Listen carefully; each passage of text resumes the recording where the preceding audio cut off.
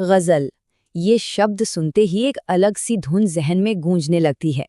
पर कभी सोचा है कि ये जादू आता कहाँ से है? ये सिर्फ खूबसूरत शब्दों का खेल नहीं, बल्कि इसके पीछे एक पूरा गणित, एक व्याकरण छिपा हुआ है। तो चलिए आज उसी व्याकरण के पर्दे को उठाते हैं और समझते हैं कि गजलों को उनकी आत्मा कैसे मिलती है। तो इस सफर की शुरुआत करते हैं और सबसे पहले ये समझने की कोशिश करते हैं कि आखिर शायरी हमारी रोजमर्रा की बातचीत से इतनी अलग और इतनी सुरीली क्यों लगती है। इसमें ये संगीत आता कहाँ से है? चलिए एक बहुत ही बुनियादी सवाल से शुरू करते हैं।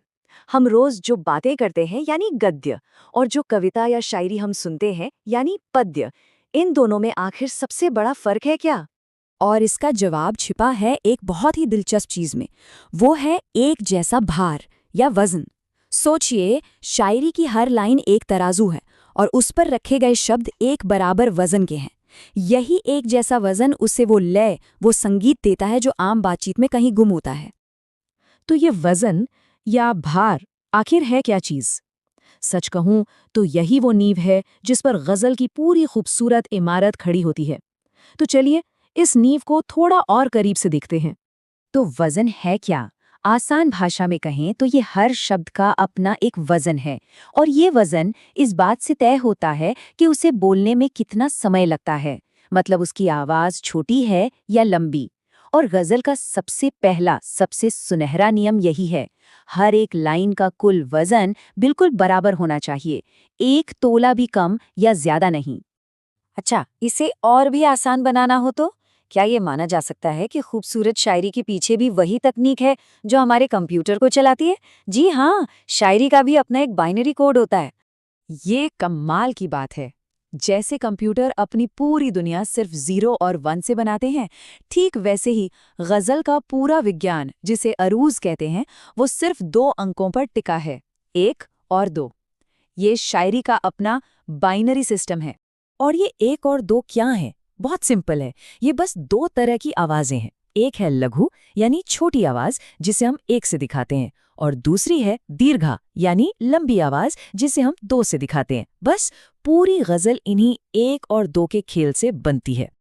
आइए एक उदाहरण से समझते हैं। शब्द है कलम। जरा ध्यान दीजिए, हम इसे बोलते कैसे हैं? क लम। हम कलम नहीं कहते। तो यहाँ क एक छोटी ध्वनि है, यानी इसका वजन हुआ 1, और लम एक लंबी ध्वनि है, तो उसका वजन हुआ 2। तो कलम का कुल वजन क्या बना? 1 और 2, यानी 1 2।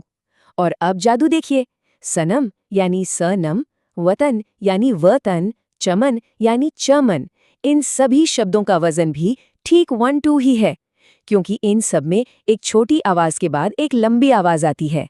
ठीक है, तो अब जब हम वजन की गिनती समझ गए हैं, तो एक बहुत ही जरूरी बात पर आते हैं। एक ऐसी बात जो इस पूरे खेल को बना भी सकती है और बिगाड़ भी सकती है, और वो है सही उच्चारण। ये बात गांठ बांध लेने वाली है कि किसी शब्द का वजन पूरी तरह से इस बात पर निर्भर करता है कि हम उसे बोलते कैसे हैं।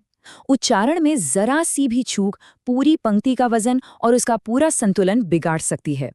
एक जबरदस्त उदाहरण देखते हैं। सही शब्द है असल, जिसका उच्चारण है अस ल। यहाँ अस लंबा है और ल छोटा, तो इसका वजन हुआ 2 और 1, यानी 2 1। लेकिन अगर हम इसे गलती से असल बोल दें तो वजन पूरी तरह पलटकर 1 और 2 यानी 1 2 हो जाता है। देखा, एक छोटे से उच्चारण के फर्क ने वजन को पूरी तरह से उल्टा कर दिया। ऑलराइट, तो अब हमारे पास वजन के रूप में बिल्डिंग ब्लॉक्स हैं, यानी 1 और 2।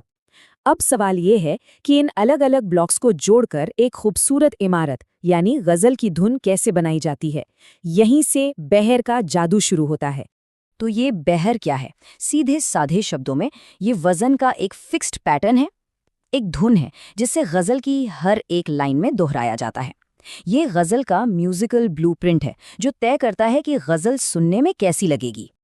इसे ऐसे समझिए, मान लीजिए आपके पास 1 और 2 के बहुत सारे सिक्के हैं। अब आप उन्हें अलग अलग तरीकों से सजा सकते हैं, जैसे 1 1 2 2 या 1 2 1 2। हर पैटर्न एक अलग ताल बनाएगा, एक अलग धुन बनाएगा। बस शायरी में आवाजों के इन्हीं पैटर्न्स को बहर कहते हैं। चलिए, अब थ्योरी बहुत हो गई, एक असली और बहुत मशहूर उदाहरण से इसे समझते हैं। ये लाइन तो जरूर सुनी होगी, 100 बार जन्म लेंगे 100 बार फना होंगे। ये सुनने में इतनी सुरीली इसलिए लगती है क्योंकि ये एक बहुत ही सटीक और खूबसूरत बहर पर बनी है। आइए अब इसे तोड़कर देखते हैं। 100 बार का वजन है 221, जन्म लेंगे का वजन है 1222 और फिर से 100 बार का 221 और फना होंगे का 1222। तो इस पूरी लाइन का पैटर्न क्या बना? 221 1222। बस यही इस गजल की बहर है, इसकी लय का सीक्रेट कोड।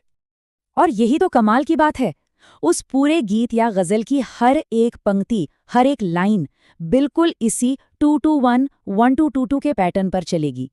और यही एक जैसा पैटर्न उसे वो संगीत देता है जो सीधे दिल में उतर जाता है ना कमाल की बात? तो इतना सब कुछ जानने के बाद मन में एक सवाल जरूर उठता है, क्या ये सब नियम कानून, ये 1 और 2 की गिनती एक शायर की क्रिएटिविटी के लिए सिर्फ बंधन है या कुछ और? असल में एक शायर के लिए यह नियम एक टूल किट की तरह है। पहला टूल 1 और 2 की ध्वनियों को पहचानना, दूसरा टूल शब्दों के वजन को मापना, और तीसरा और सबसे कलात्मक टूल इन शब्दों को एक चुनी हुई बहर या धुन में इस तरह पिरोना कि संगीत और भावना एक हो जाएं। तो अंत में हम उसी सवाल पर वापस आते हैं, क्या ये नियम रचनात्मकता के पंख काटते हैं या उसे उड़ने के लिए एक अनुशासित आकाश देते हैं? शायद ये बंधन नहीं बल्कि वो धागा है जो शब्दों के मोतियों को एक खूबसूरत हार में पिरोता है। इस पर सोचिएगा जरूर, और अगली बार जब कोई गजल सुने तो उसके शब्दों के साथ साथ उसकी धड़कन को भी महसूस करने की कोशिश कीजिएगा।